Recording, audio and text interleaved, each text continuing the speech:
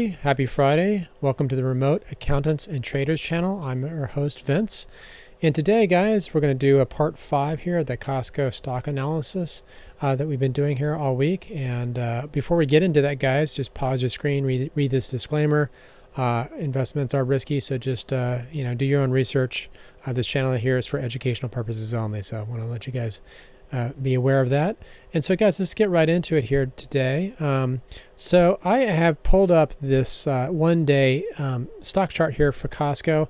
We've been tracking Costco particularly because they had an earnings call this week and also because they had a dip. If you look at this chart here for the last month, you'll see here on Wednesday, November 30th, they came out with a report that their sales are a little bit slower than they expected. And that came up before the earnings call. The earnings call happened yesterday, of course. And so you see that the dip already happened within there. Now, I was talking about how you never know with earnings calls that it could go further down based on the earnings itself. Costco earnings yesterday, so you guys can see, had a miss of 2% and a miss of 0.44% for the revenue, and the other one was the earnings per share. So as you see, there was a miss, but it was kind of a slight miss. So that's one of the reasons why the stock didn't go down as much as it did.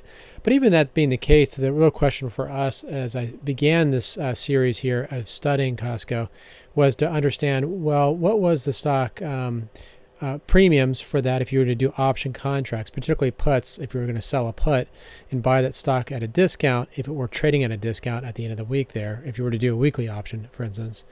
And so, guys, I'm going to pull up that, which is actually pretty unique here. If you see it, you'll see here, guys, that I actually was talking about this in my very first video, looking at the puts here. If you guys are aware of option contracts, I'm not going to go through the details of what options are. Perhaps I'll do that in later videos, but here I just do the assumption that you guys know what they are.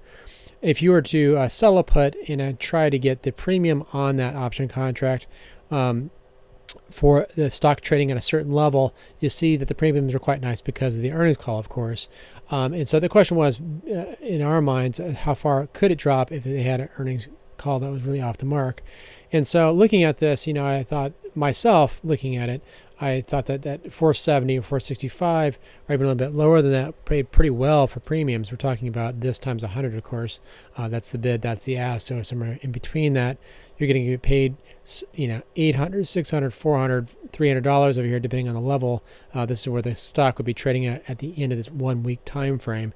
And so, as you see, guys, as I showed you once before, we were at the 483. So if you had taken the 480, for instance, and taken that right in the middle range, you would have got about $820 or so of premium paid to you for an option that basically would expire worthless. And so that's quite nice when you think about getting paid for a 1 week period of time for 100 shares of Costco doing a put option. And so, so in any case, that was just one contract basically is what I meant. But yeah, it's just kind of neat. Here we are at the end of Friday, and it's a 483. It didn't go down much more than, well, it really didn't go down at all. It went up a little bit from the day before. We're at 481 on Thursday and went up just a few points. It didn't even go down as kind of was being expected, since they were going to have an earnings call that was going to have a miss. So I think that's one of the things that's kind of a learning lesson for us too, right? Going into future earnings call, not by Costco, by other companies too, is did that company kind of get punished beforehand? And was it already kind of trading at a discount? And if they did have a big earnings miss, how much further could it go down? I did this analysis in the very beginning of my videos. Guys, go back and see those videos again.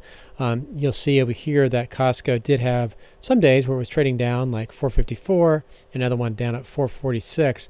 But, it wasn't going to go down much further than where it was to hit those levels. So that's why looking at those premiums are actually quite good. And if you thought that, placing a put where you'd be given those shares at the end of expiration, if that hit that strike price, kind of made sense for the premium that was being paid. So especially if you like to own the company anyway.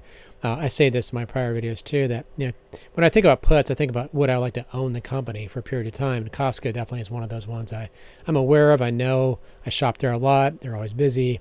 I have a good feeling for the stock, for the company in general. So that way owning the stock wasn't that big of a deal if that were to happen, if I were to sell those puts and put those shares. So guys, I'll keep this short here. I hope you guys are having a good Friday. Kind of neat to stick to one particular security all the way through rather than jumping around. I think a lot of channels do that. And it's okay, but it's just different styles, of course. But I'd like to just kind of go through and just kind of show something in more detail.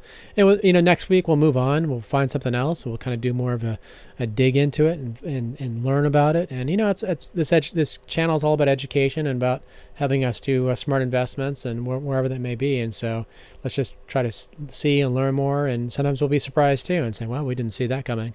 And that happens in investing. Investing does have risk, of course, as I said in the very beginning of this video. And so we just have to be aware of that and try to minimize the risk as much as we can and maximizing our gain as much as we can too. So guys, again, have a great weekend. I will catch you probably on Monday. I'm not sure when the next video will be posted. I don't know if I'll do one over the weekend or if I'll even do one on Monday, Tuesday, but definitely we'll find something else to look into, and I look forward to those future videos and doing another kind of a several part series on it if we can. Guys, take care. I'll see you the next time.